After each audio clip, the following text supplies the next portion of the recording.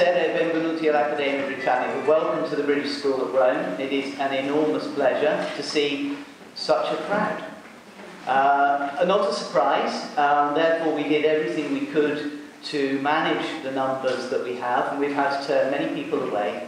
So I apologise to those of you who have been waiting, and I apologise also, since this is being filmed, to those who have been unable to come in to participate in this event. But we look forward very much to this occasion and indeed to its future life. It's a huge pleasure for the British School at Rome, in association with Rome Tevereterno and the American Academy at Rome, to host this event. I'm extremely grateful on behalf of myself and our chairman Tim Llewellyn to Meg Corner for having made the first introductions. I'm extremely grateful to our many friends in the American Academy, and in this extraordinary exercise of supporting this remarkable event in the history of our city, for having made this possible. We look forward very much to what we will see here tonight. Before we commence properly, I'd like to make two announcements. Could I ask, please, that you all switch off your mobile phones? I'm sure that your mother, father, son, daughter, brother, sister, nephew, niece want to hear all about it, but we don't really want to hear all about them. So it would be fantastic se per favore voi potete spegnere il cellulare completamente, per favore, per tutte le cose, squilli, email, chiamate, tutto il resto. It would be very good if you could all switch off your mobile telephones. That's terrific. Secondly, because there are so many of you here, I think it's very important that you should be aware that we are not expecting there to be a fire alarm. So if there is a fire alarm, it means one of two things. Either somebody didn't switch off their mobile telephone, or in the sparkling intellectual atmosphere of the BSR, we have self-combusted. At that point, I would urge you to leave, and there are plenty of exits. There is one over there in that corner, there are others through the door here, and I would urge you to take advantage of the fresh air outside. Allora, se voi dovete uscire, c'è un'uscita di emergenza lì, alla mia sinistra, e fra le porte dove voi siete entrati. At this point, I would like to pass the word to two colleagues who represent the institutions which have supported us in bringing this event here. So I will immediately pass the word to Peter Benson-Miller. That's what I've brought Peter. The American Academy at Rome. All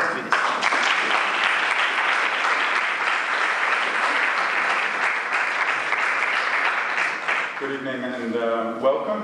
It's rare that I welcome people to somebody else's institution, but anyway, we're at the American Academy in Rome. We're thrilled to have the pleasure of hosting William Kentridge for a month, thanks to the Dell Fund. This is actually the second time that William Kentridge has spent an extended period at the Academy in Rome, and in fact, working with Kristen Jones, who spearheaded the Tevereterno Triumphs and Events project. It was a fruit, in fact, of a collaboration actually developed significantly at the American Academy in Rome.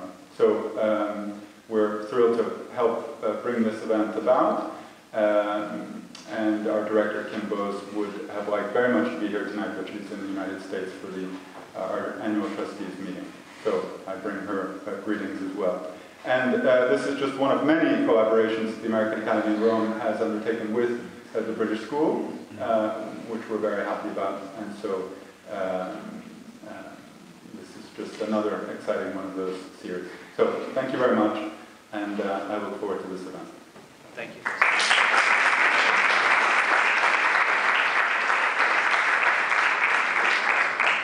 Thank you, Peter. I'd now like to pass to Luca Zevi and speak for the Foundation.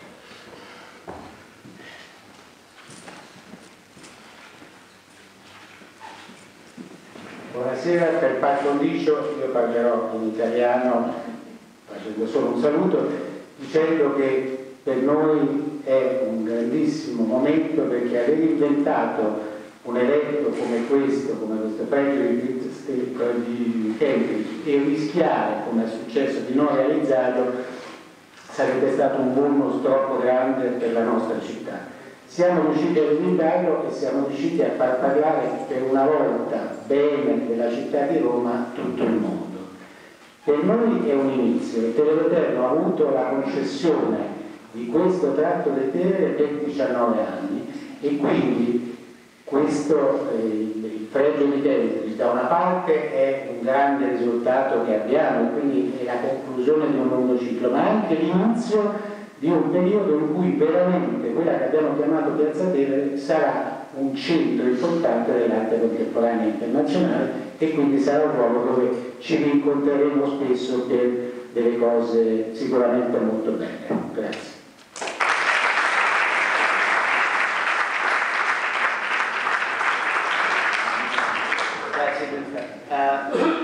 To conclude, I would simply like to say how pleased we are at the BSR to be able to continue this collaboration that we've had with the American Academy. It is a great pleasure for us to have an artist at the British School at Rome who represents our wide connections across the entire Commonwealth. That is a particularly important part of our identity as an institution in this city.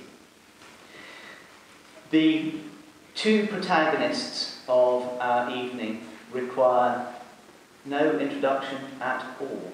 And I am also aware that they have much to say to each other and to us. So I shall be brief, not in any disrespect, but simply because I think this evening is theirs.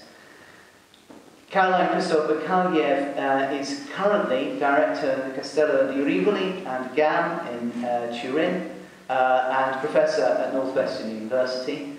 Her work, her knowledge and her expertise are extremely well known, and it's very exciting to have you here again after some time that you have spent at the BSR in previous times, so it's terrific. She has also, of course, been involved in the very important Documenta series. William Kentridge, it is rather impossible to introduce the man who is currently transforming one of the most urgently needed areas of our city for transformation, except to say that we are immensely grateful for your presence here, but we are also, I'm sure, as a city, immensely grateful for the contribution that you are making to the regeneration of a particular part of the city that has undergone so many transformations, so many changes. So, with no further ado, Carolyn and William, I invite you to come and take the stage. They have a rigid timetable, which I'm sure they will keep to. We will allow them to entertain us, and we're extremely grateful. Welcome.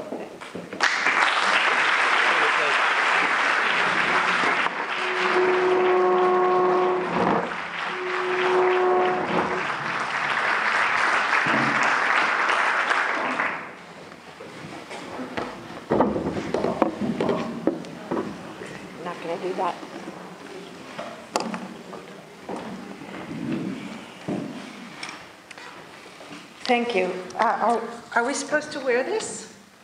No? Okay, good. It's recording. Oh, it's recording. Let me leave it here. Okay. Okay. It's fine? It's fine. That's fine. Okay. Thank you very much. Thank to all of you who decided to come on this lovely evening and be indoors to listen to us talk together, and thank you to the British School, to its director, to the Director of Arts at the American Academy, and all those who have made this possible, the foundation and so forth. It's a pleasure to be in public with William, although this evening is not intended by us as a very formal occasion or lecture. We met many, many years ago around physically in an embodied way sometime around 1996 in Umbria, and I had come across William's work about a year before that in a group show about art from South Africa. In particular, the first work I ever saw was mine, one of the drawings for projection, or projected drawings. And we began to see each other regularly, and that turned into a first book about William's work, which appeared on the instigation of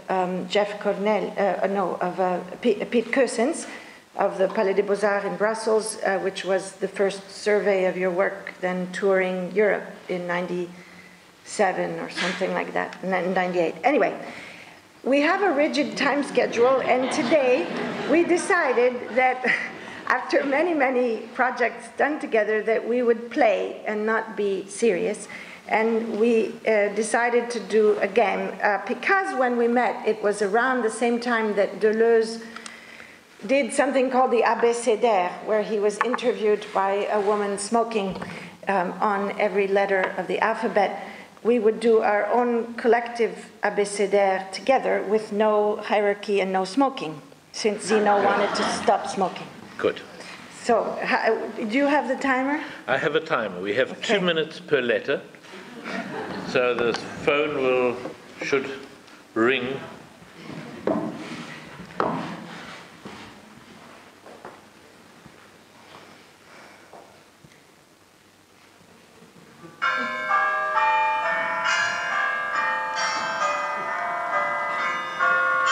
After 2 minutes to go on to the next letter. A.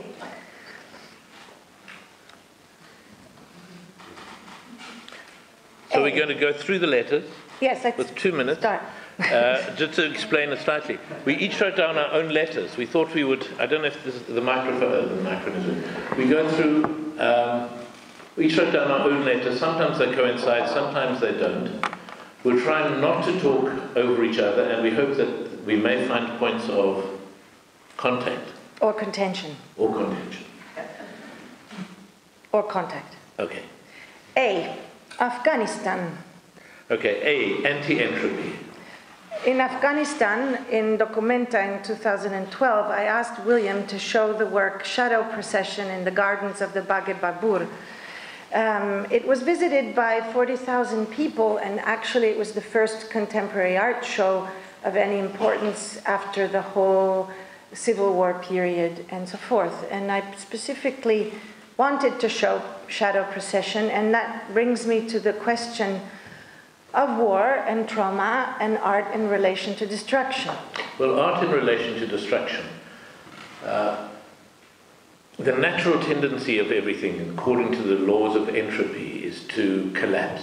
It's based on statistics, that if you blow a building up and you throw the pieces up in the air, the statistics are very low that as the pieces fall, they will reconstruct that exploded building.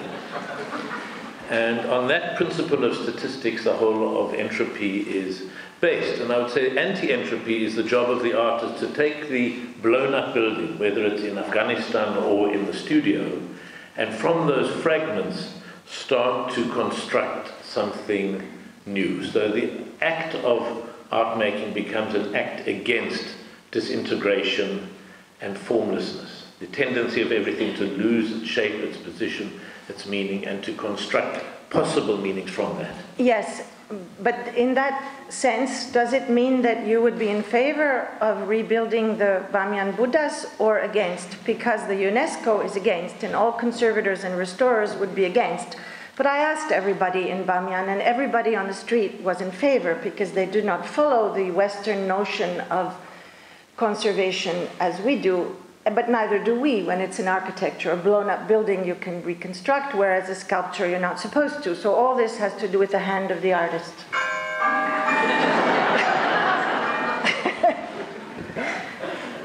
B, body. Basic.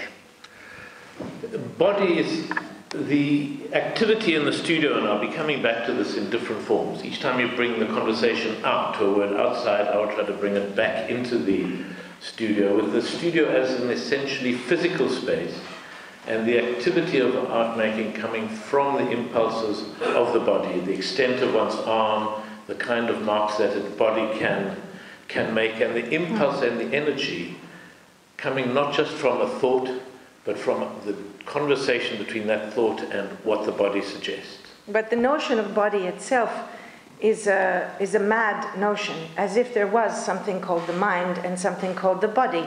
Every thought in our brain, B for brain, also has a materiality and a physicality to it on a subatomic level.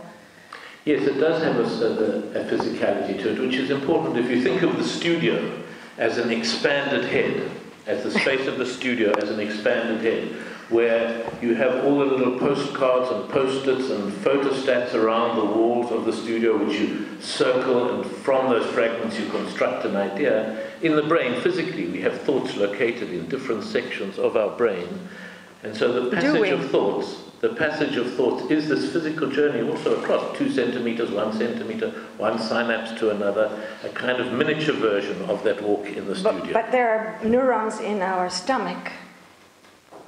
That there may be, but then that also becomes part of the...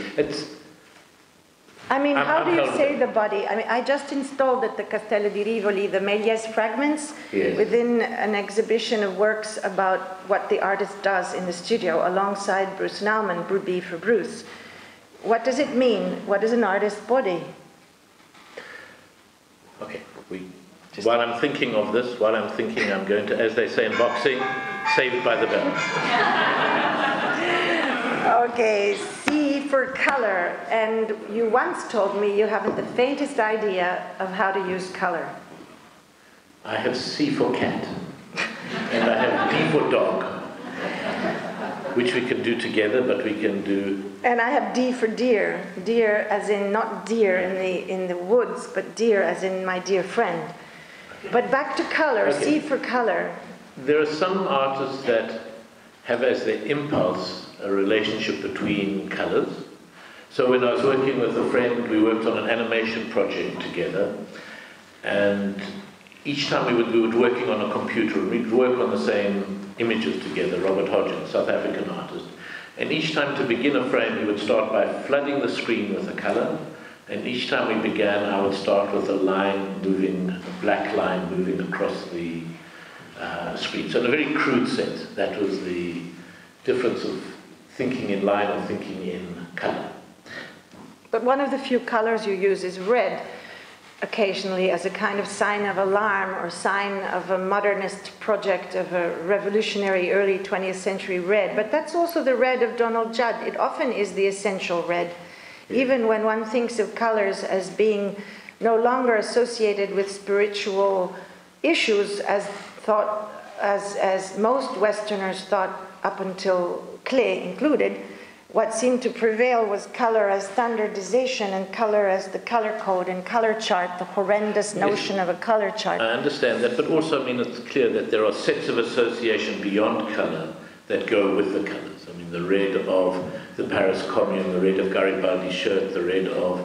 And all of these, which are beyond blood, which are beyond the phenomenon of what your eye sees with the red, are obviously part of what is entailed in saying that is a color that will come into the... But is there a color? What happens when red is Armenian red and it's no longer in existence because there are no... D. Can we skip D? No, dog. Dear. I'm going to come back to the body, and I do understand that there are... Oh, sorry, we started. That's no good. I do understand that there are neurons in the belly, and that there are vestigial brains like dinosaurs used to have a second brain at the base of their spine. But what I'm interested is in the cruder sense, to take it out of the subatomic level into what is it, to go back to B for body, in the body that has to do with movement, with muscle, that turns a movement into a thought. So C and D. C for cat. A cat is a line. If you're drawing a cat, you just draw any kind of line and you rough it up with charcoal and you have the body of a cat, because a cat's principle is its spine and its tail. And D for dog. A dog is a point. Ha. And if you have a dog attached to its tail, then you have a vector. You have a point with the direction, and you think a dog is always led by its nose with its tail commenting on what it's found, whereas a cat has to do with the movement of an arm. So that would be a way in which the body, wherever the brain is, even if there are neurons in your stomach as you're walking along, it's still in a physical activity in the studio that constructs them. You've got time. What about the dog? The dog and the history of the dog and the human. I believe that there were wolves and there were apes, and then there were dogs and there were humans. Yes, I've got W for wolves. We come to them again. But that's good. We can start them. But I believe that the dog, when the dog appears, we forget how to smell, but we can see far. So it's about a co-evolution between species. There's no human civilization without dogs. No, and there's a way in which one relies on the animal to humanize the human being, that we become less of hunters. We have to be less watchful because the dogs are going to do it for us, and they become less successful as hunter-gatherers because we're going to throw them scraps of food. It's a but is there art? species. Do they make their own art? Do they have their own expression? Is their own... Are there... William, we'll never get to the non-human civilizations. That you can put under N for non-human civilization. Where are we? Erasure. Erasure the million films.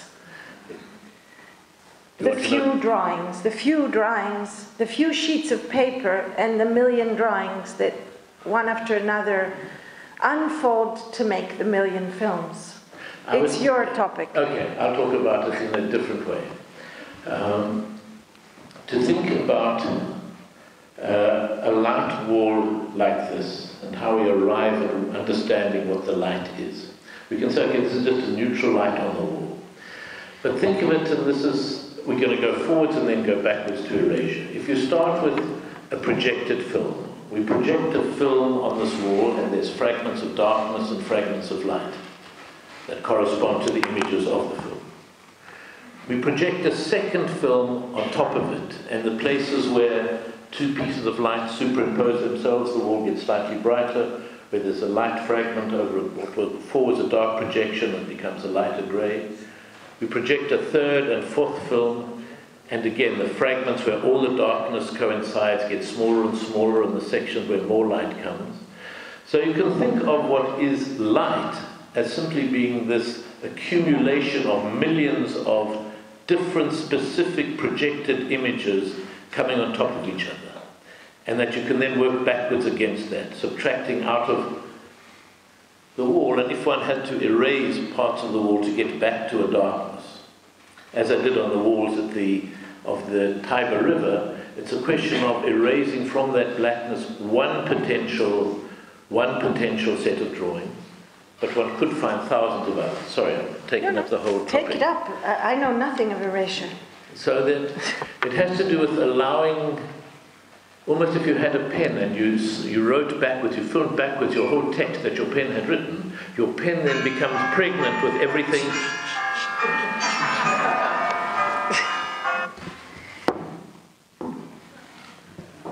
Everything that frenetic nerve. That was wrong. It should be a V, it should be a P for a phrenic nerve. My mistake. But F, frenetic, yes, it's wrong, but it's right, because frenetic nerve is indeed something that reminds me of the Documenta, because one of the subtitles of the Documenta was about a frenetic dance, and it had to do with the impossibility of coordination between peoples within a system, a global system that is lying to us and telling us that we are all in a simultaneity, a state of simultaneity, which of course is not true at all. And nerve and nervousness would be a very, very good subject for an exhibition, I think, which also reminds me of drawing and the nervous system and the drawings of Santiago Ramón y Cajal, who received the Nobel Prize in 1906 for discovering the neuron, but actually he didn't discover the neuron, he discovered the synapse. But nonetheless, those drawings of the poor Santiago Ramón y Cajal are the most gorgeous things that perhaps were in the newspapers at the time, that perhaps even many of the modernist early abstract painters saw. So the source was certainly not only the crime of colonialism, but also maybe the invisible world that was being seen at the time, for example, the nervous system under the microscope. I think that, the question of the body and the nerve and where the mind and the body come in, as an artist working, is an interesting one. I was interested you're interested in locating the mind in the physical body. I'm interested in the threat or the question of a mechanical explanation of what before we have taken to be as psychological states.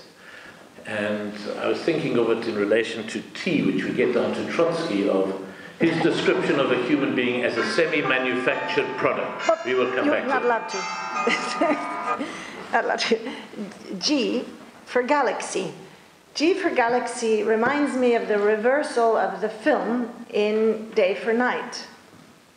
Well, the reversal of the film was made with...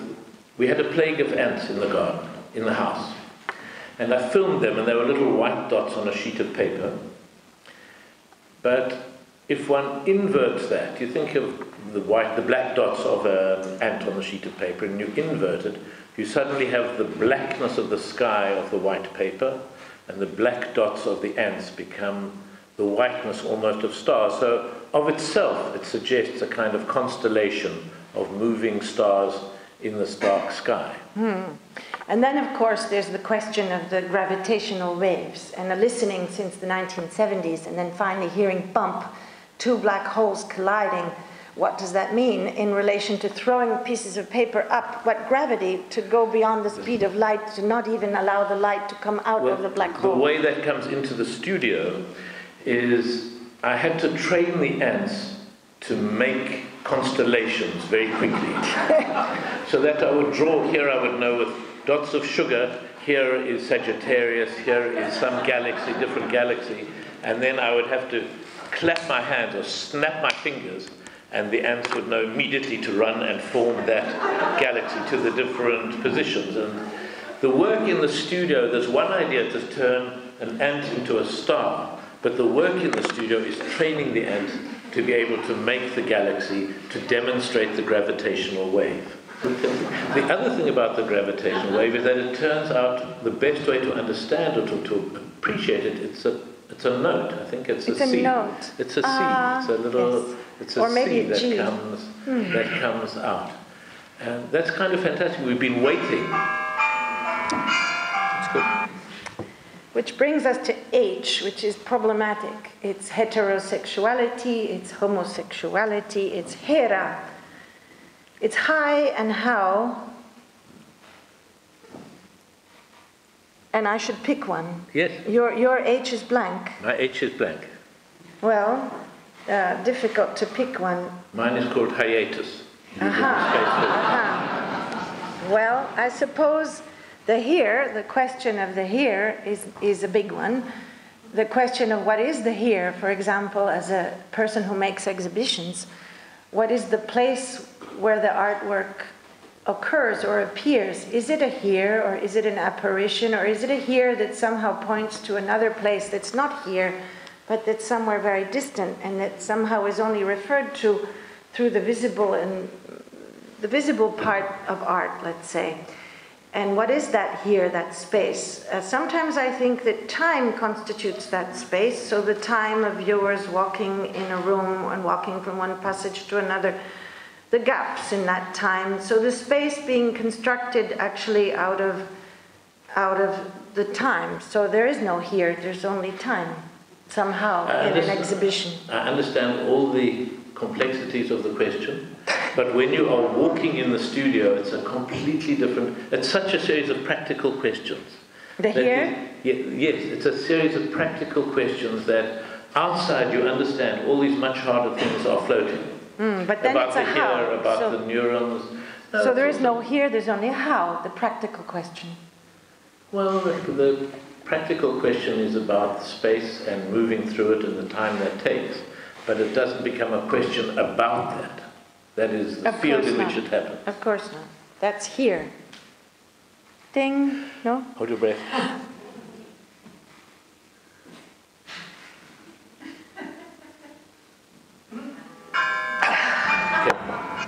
Which brings us to I for Istanbul or I for Italy. Istanbul. Istanbul. The fault line, a line and a drawing on the landscape. The two continents that came together and separated over and over again millions of times, probably Bosphorus coming from Bos, meaning the bovine, meaning the place where the ox may pass actually, became a line of water with a certain depth where certain people like Trotsky were thrown on an island for a long time to get out of the way and be somewhere that is neither on the east nor on the west, nor certainly in the Soviet Union, nor certainly in Africa. And Istanbul now has just had a bomb explode quite recently, very close to where Giovanni Anselmo's work was installed a short while ago. Istanbul, what to say about Istanbul? Well, my connection through Carolyn's invitation to be part of the Istanbul Biennale last year was to look at a place just off Istanbul, one of the islands, the Buyukada holiday island of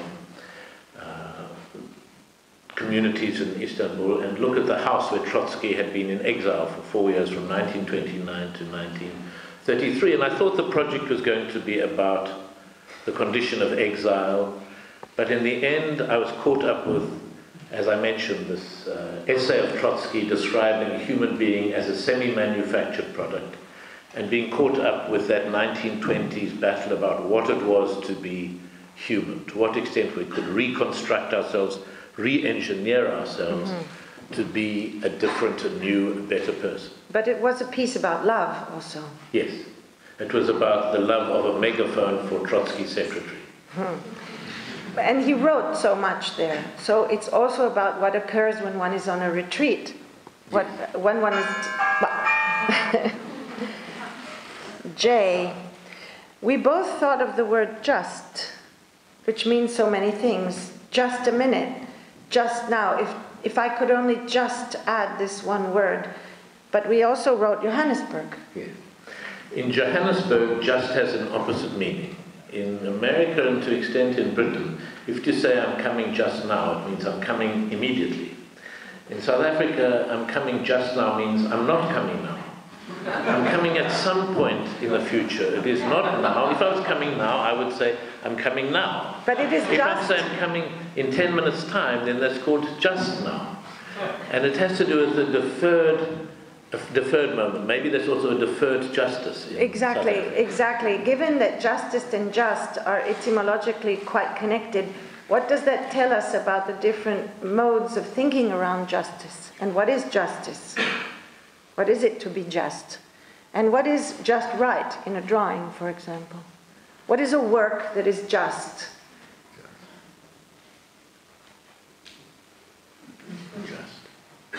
I mean, there's an E. Cummings poem, which I think starts in just spring in the next. And the just is a held moment there, in only. It's almost an if only. It's a provisionality, a wish.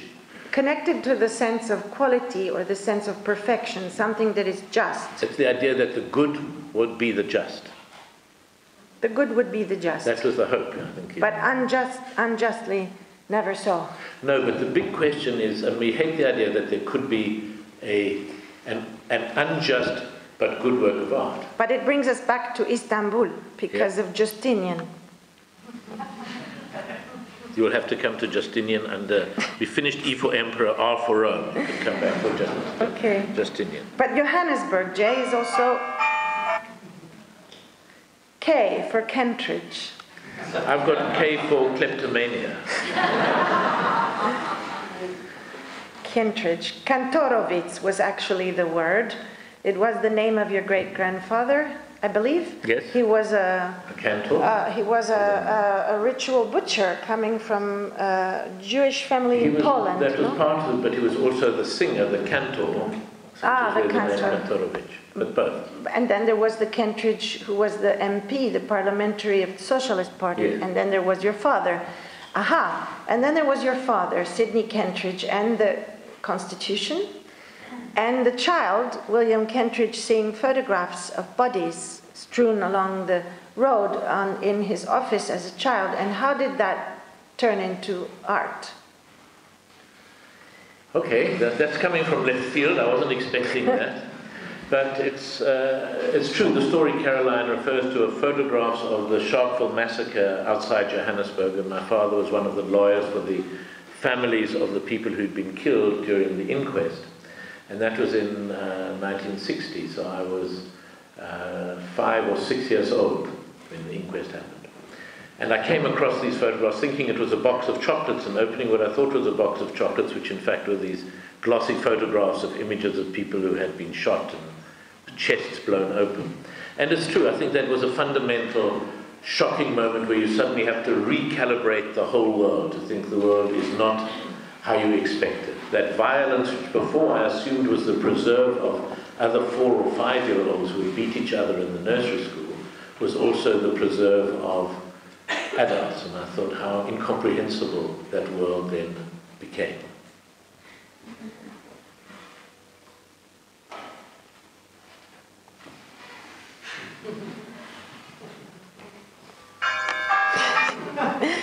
Which brings us to L. And you have no letter. I have laments. And I have love. Okay. So, laments, we are here to concerning also laments. And you want to know about this work that William is preparing with many other people and shortly will be performed and inaugurated next week on the 21st. And do you want to know about love? Yes, tell us about love. Well, I have an hour-long lecture about love. I've done twice, one at MIT in Boston and one in Istanbul, actually. And it all stemmed from Slavoj Žižek saying that nowadays the problem is nobody wants to fall in love, because in the digital age everyone is protected by the SMSs and the digital communications. And he said in that talk that the fear was the fear of falling in, because everything wants to be planned nowadays and programmed. And so I started to think about that and Judith Butler's text about Hegel's fragment on love and relationship with property. And it's an hour-long lecture, so I only have 49 seconds left. So the concept, basically, if I remember, was that it's a very strange word that is used to refer to politics, like political love. It's used to refer to motherly love or love of brother and sister, and it's used to refer to romantic love.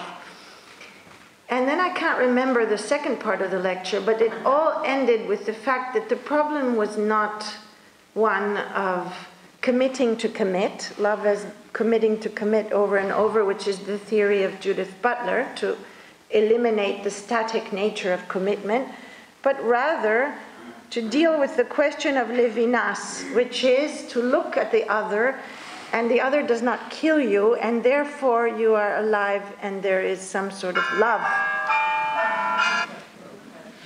Good. I did it. Mm-hmm. Which brings us to M for we both have migration and metamorphosis, which is interesting. Metamorphosis, to get back to anti-entropy at the beginning of the talk about what happens in the studio of the world being invited into the studio, being fragmented, being reconstituted and sent back out into the world in some new form.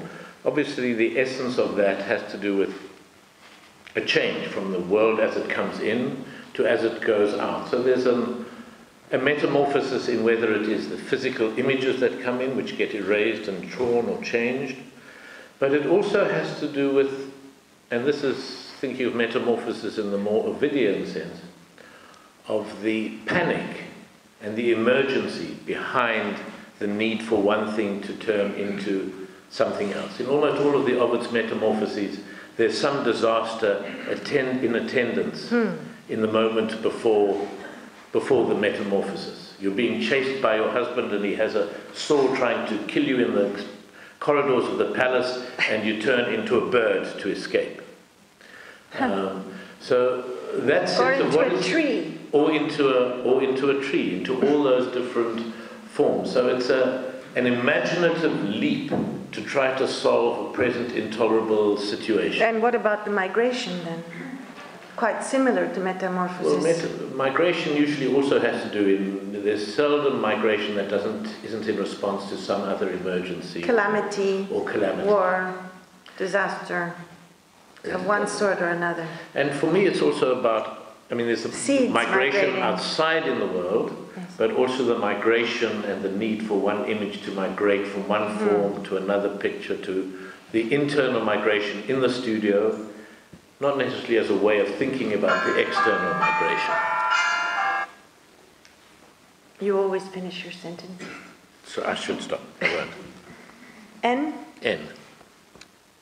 What do you have for N? Numbers. I've got nostalgia. Well, nostalgia, interesting in relation to numbers. Maybe numbers are a form of nostalgia. We are said nostalgia for certainty.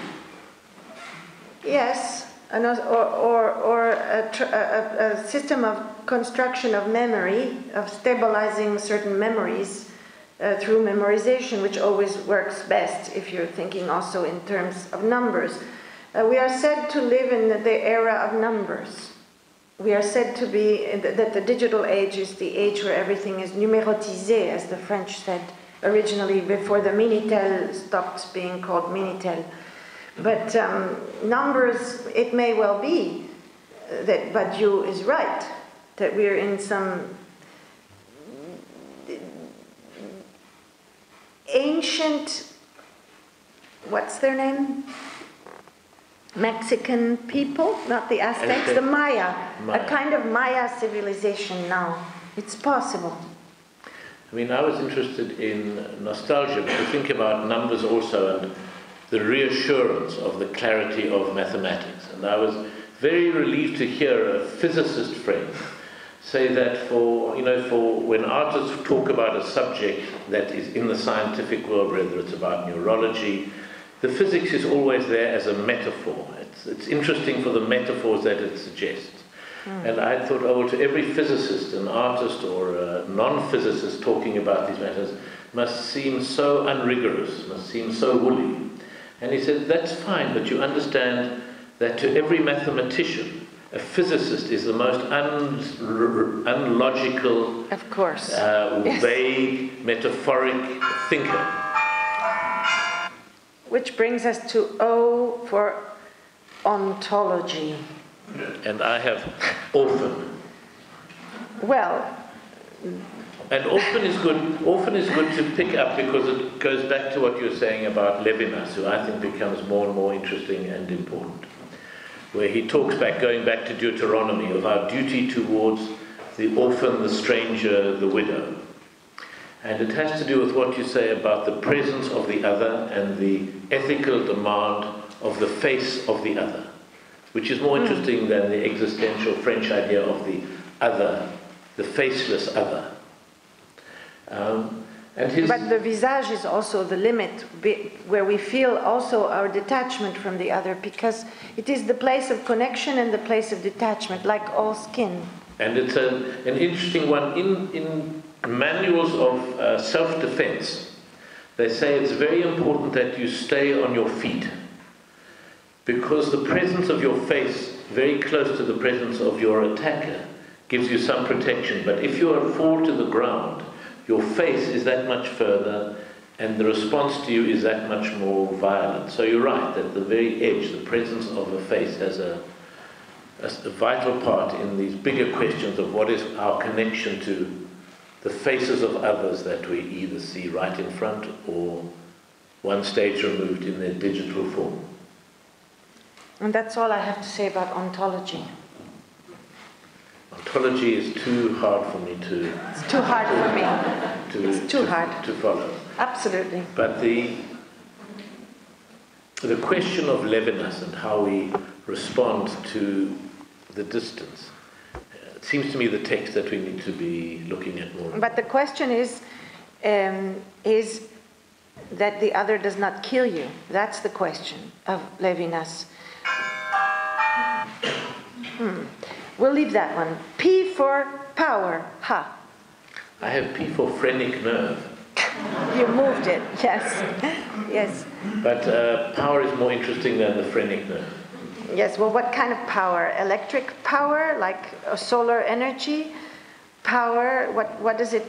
Power and poverty, they sound like the same word. Povertà and potere. I'm interested in power and certainty.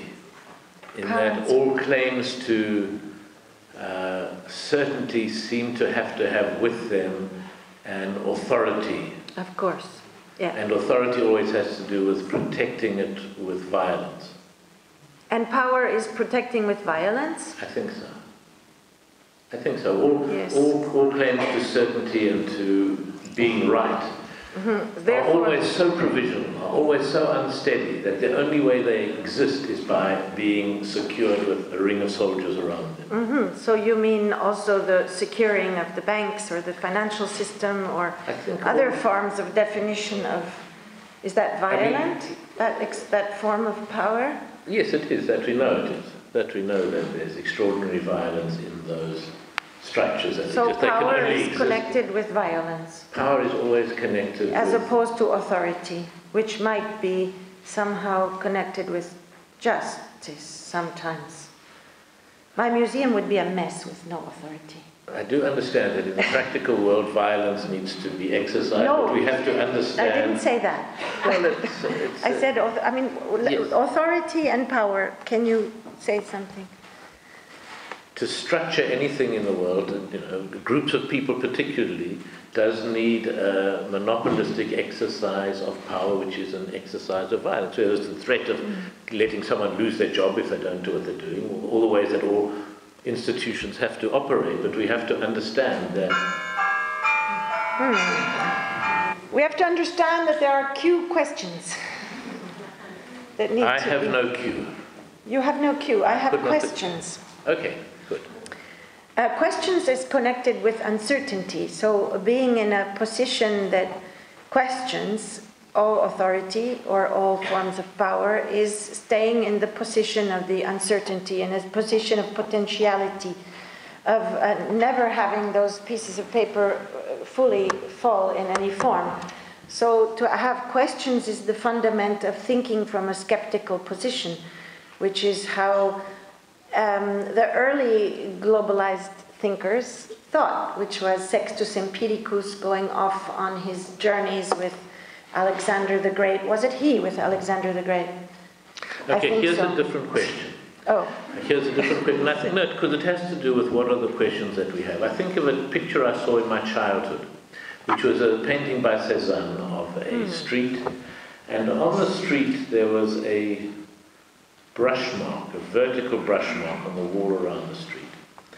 And the question I could never solve as a child, and it's a question that kept me going back and back and back to that painting, was that the painting of a drain that came out of the wall at the side of the road? Or was it a very schematic kind of shadow and person? And it was that question, that ambiguity that couldn't be solved, where you were invited to try to solve a riddle that didn't have a definitive answer, that is the thing that keeps us coming back within artworks. Well, it keeps power in check. It certainly keeps power in check, where you understand the limits of, and the reduction that comes. As you reach the last page of a detective book, there's one kind of satisfaction of the answer being done, but it also disappears as the answer is given. Yes, and questions keep things mobilized. Are for reasons. For Rome. Wrong. Okay. Maybe it's the time to speak about laments. Triumphs and laments. Well, the project came out of the understanding I had, which was about a stupidity on myself, an understanding of stupidity. In art school I'd been, and I'll go fast, in art school I'd been taught, all one knows about the glories of the Italian Renaissance, of St. Peter's and Michelangelo, of the painting of the Sistine Chapel. And later on I'd understood about the existence of the ghetto on the other side of the river. And I'd always assumed the ghetto was a medieval project, and that the Renaissance was the heralding of an enlightened period. And it was a shock to learn that in fact the ghetto and the Renaissance are projects together. That the ghetto starts not in the Middle Ages but in 1570 and goes on until 1870. And that there is a complicated connection between the papacy, Lutheranism, the Counter-Reformation, and putting Jews in their place in the city that was essential. But that understanding of that triumphant moment, which I'd always instilled, one does celebrate when one sees the miracles that were made by human artists at that period, and the deep shame that should accompany an institution such as the ghetto and the practices that accompanied it go together. And that was the origin not of thinking about Roman history, but of understanding that imbrication of the triumph and the lament. And so in the musical piece that we do to inaugurate the piece on the Tiber, which is written by Philip Miller, which we are in rehearsal for at the moment, we have one group of musicians representing a kind of triumphal music and one with a lamentation, and the musical task is to bring the two groups together between Ponte Sisto and Ponte Mazzini to make this mixture palpable. Which brings us to S for scale and S for studio. Scale seems to be something I think about a lot in an era where there are so many bits of information. There's so much knowledge about what is very, very far and so much about what is very, very near, galaxies away and in the smallest recesses of a neuron or even a subatomic particle being entangled with another. There are issues of scale, or rather, there are issues of commensurability and incommensurability. Perhaps the last generation, it seems, that was able to do a lot of scaling, of commensurate the apparently incommensurable, was around the late 19th century or early 20th century, maybe. People like Alfred North Whitehead or others that would, tautology, that would speak, that felt that they were not disempowered by a technology, as most people feel now, and were therefore able to think in what traditional people would call humanistic way of commensurating, of speaking like doing an abécédaire, which is not Deleuze's abécédaire. I mean, I was interested in scale, in thinking of what it is to go from a small drawing to the way one can increase it with a projection to 12 meters, the height of the walls, or to a huge cinema. And the way that large scale becomes encourages a kind of public space, and what we're seeing now in many cases is a retreat from it, where something that was meant to be this huge public showing of a film gets reduced to the tiny scale of our phone. And part of the project on the Tiber is to celebrate the 12-meter height, the 500-meter length. So you're exercising this.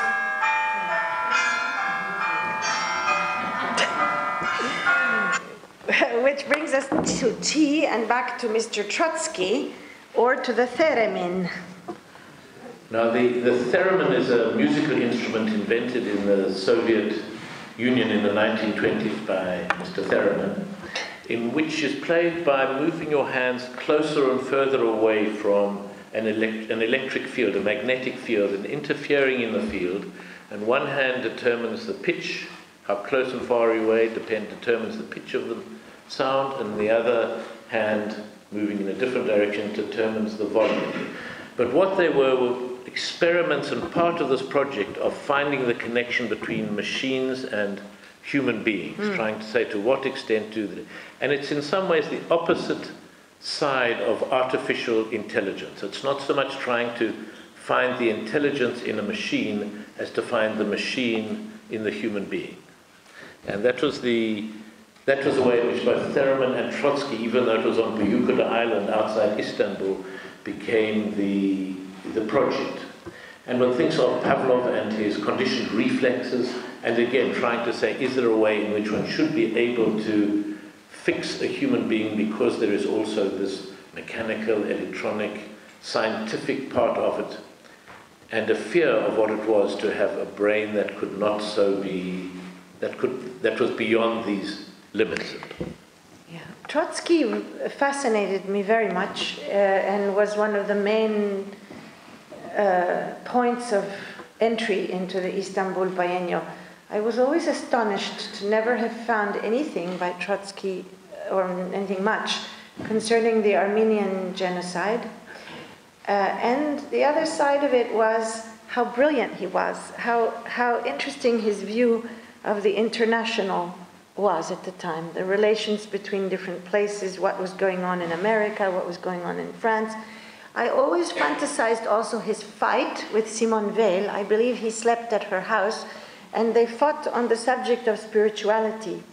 He thought, you know, as a Marxist would, that it was the opium of the people, and Simone Weil thought that that was the catastrophe of the left, to have forgotten No, that. this is very interesting. There are vital things to say here that you will... Okay. And you for under the weather, under the water. And uncertainty. Uncertainty. Uncertainty. Under, you do under. Begin with under.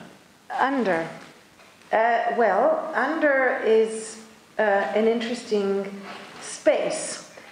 Pierre Huyghe decided to not make his work particularly visible in Istanbul Biennial, and it began as the creation of an underwater landscape, or rather an underwater autopoietic system, which would self-generate with some elements that are cultural going in there, such as leftovers from his Documenta work, or such as objects that had been taken out of the Marmara Sea and sold on the market of antiquities and then bought back and put back under the Marmara Sea. So what under is, of course, we could get into psychoanalysis here, but God knows what's under there. We talk about uncertainty. Okay, uncertainty, better. Yes. Which has to do with not so much a principle of the studio as a discovery that in the process of working on an animation, process of a drawing, normally with the traditional way of making a drawing, it goes from a sense of not knowing what is on the sheet of paper to being fixed as the drawing completes itself with the definitive last line.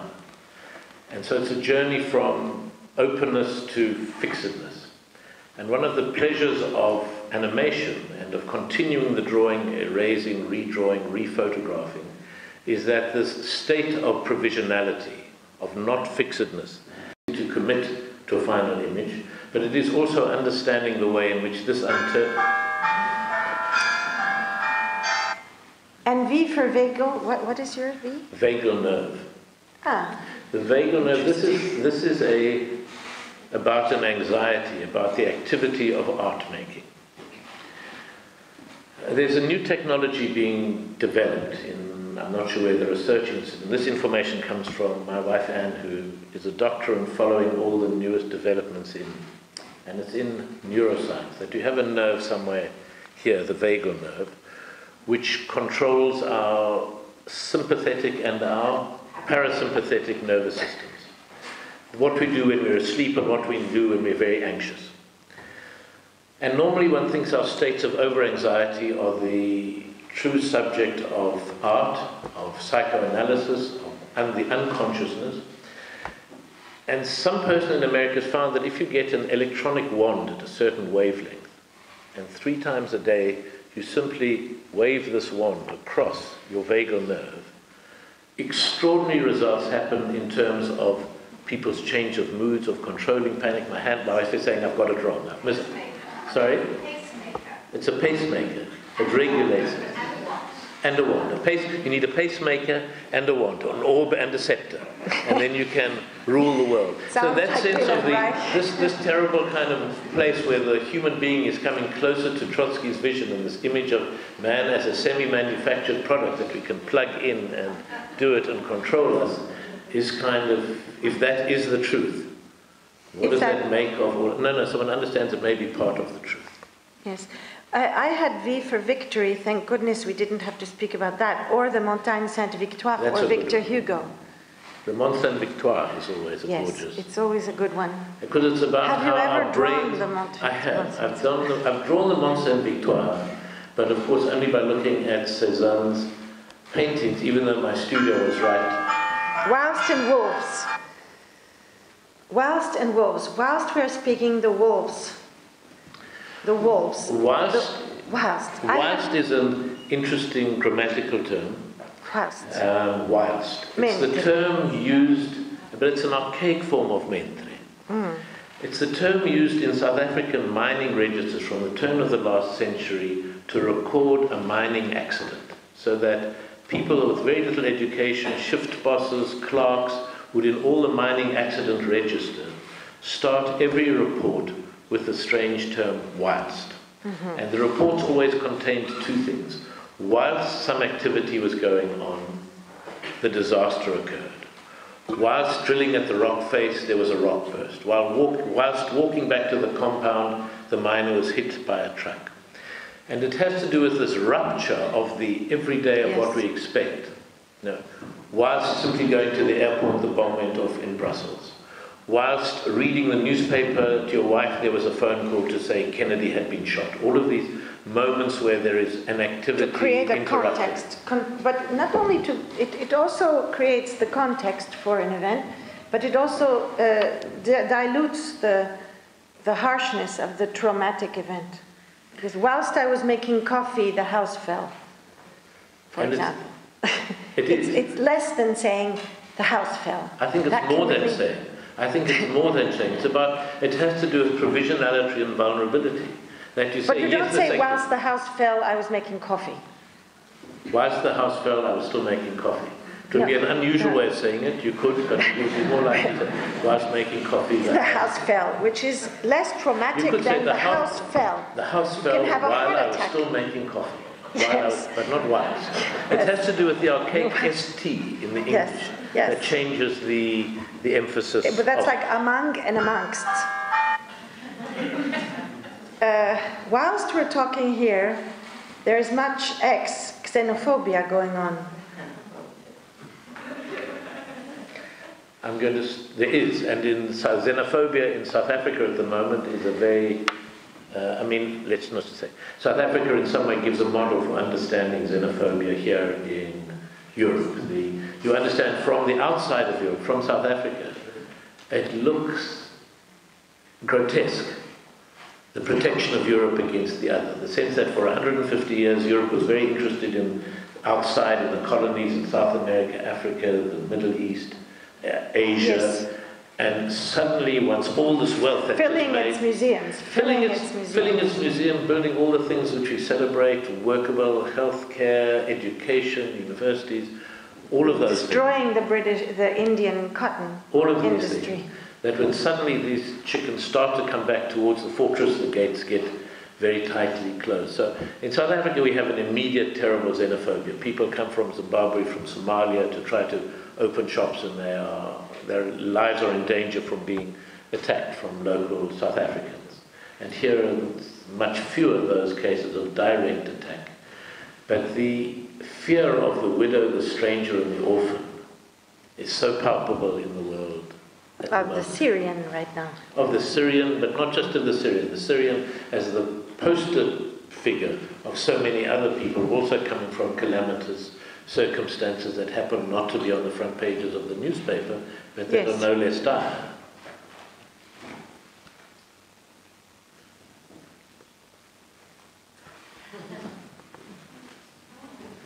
There's much to be said, but we will let it go. We will hold it. 2 letters to go.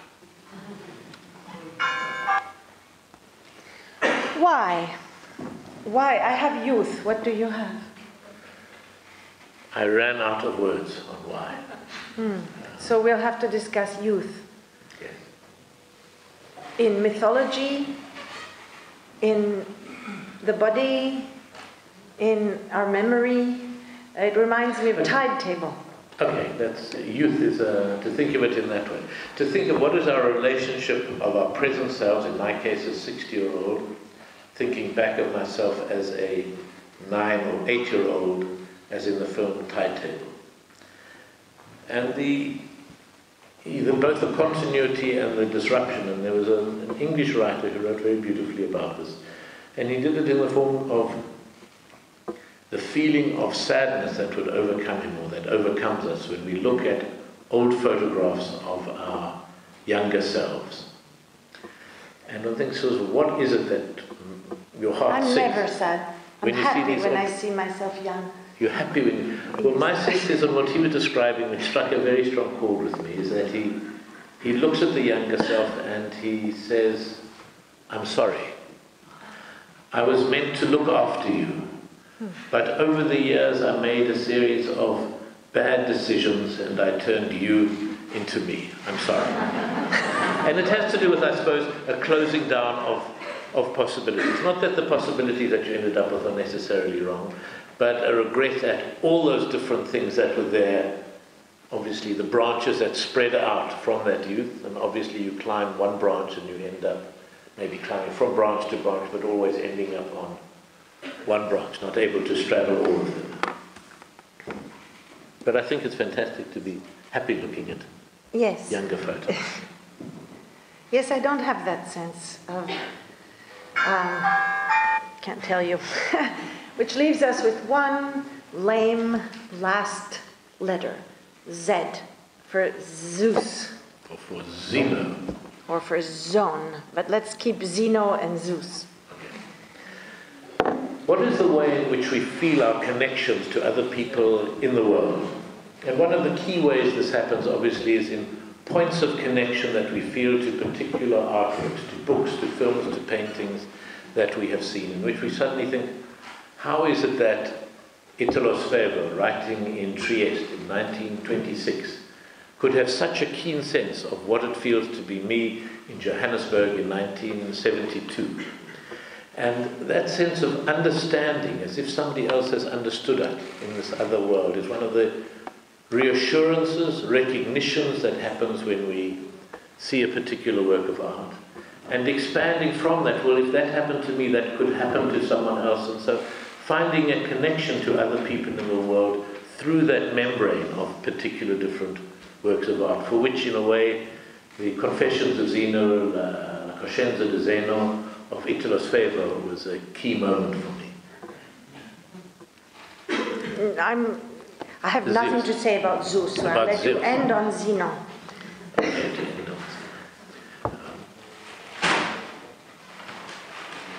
The cigarettes. I think we will.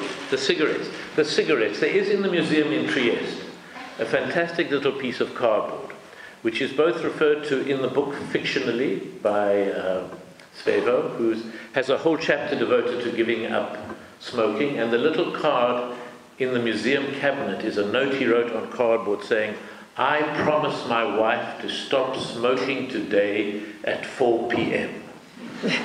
And I never know if that is a true card or a great piece of curatorship.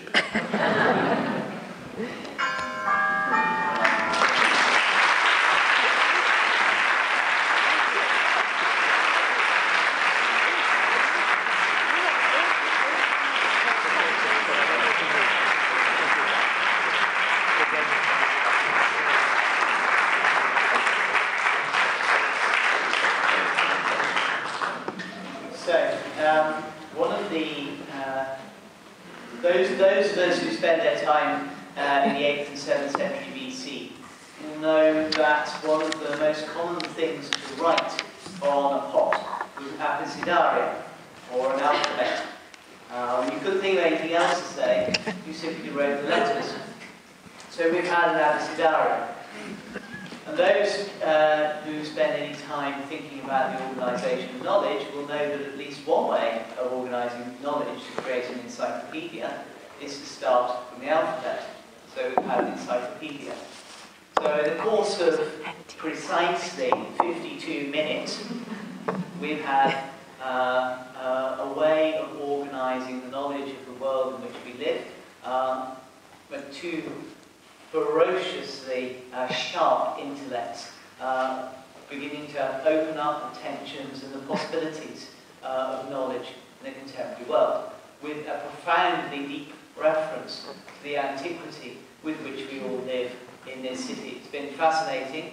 It is, of course, open now to the audience to start asking about letters that we haven't touched, like phi, or omega, or any other, or new Cyrillic. If anybody has a question, I believe that you said you would permit yourself a question.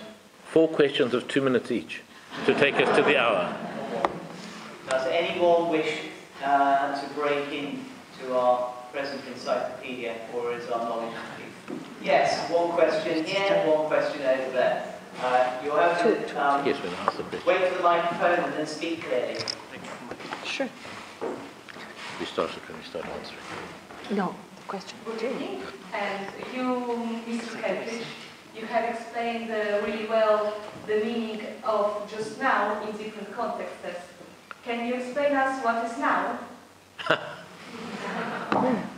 Now, That's a really good okay, this is good. We're going to have a minute left over from that. I think the best understanding of now was it Einstein who said about time, that the purpose of time was to stop everything happening all at once, which would be the now, the big bang of everything all at once. The now is the moment before the decision is made to start reducing all the possibilities that spread from this moment outwards into the reduced, finite, and ever-reducing series of decisions that end with the final word. That's good. We have 1 minute extra. Question. Hi. When I was coming here, I was reading a book on the bus, and I didn't know what was your ABC game doing, but my book is Agatha Christie, the ABC Murder. So, I think this is like a crazy coincidence. So I want to ask you about what is the role of coincidence or of case or casualty in your works and all the people work. Well, no one wants to know about you, but you mean you're asking about serendipity too? Yeah. No, go ahead. They're asking you. I think that one is allowed 1 or 2 astonishing coincidences in one's life. If you take the laws of statistics, once or twice in your life, when you throw all the pieces of a broken vase up into the air, they land back as the vase. The most astonishing piece of serendipity I ever had was walking into a second-hand bookshop in Johannesburg. I'd never been to the shop before. I went to the central table and for some reason picked up one book on the table, which was A History of the Jews in South Africa, a book published in the 1950s. No idea why I picked up that book. Opened at the back, and at the back there was a letter stuck with sellotape. I have a sister, a slightly older sister called Kathy. And I looked at this, as one does, and flipped the letter down, and the letter began, "My darling Kathy and William, this is a letter from your grandfather in the hope that in the years to come you will understand the history." And it was a letter that he had written in the year I was born, 1955, when the book was published, and put into the book. The book had been abandoned, made its way to the second-hand book market, and that's the only book. So one either says this is about extraordinary spiritual things in the world, or, as I have to say, well, once in your life or twice in your life there can be outrageous moments of serendipity. So I don't think carrying that ABC book is quite of the same order, but it is of the same direction.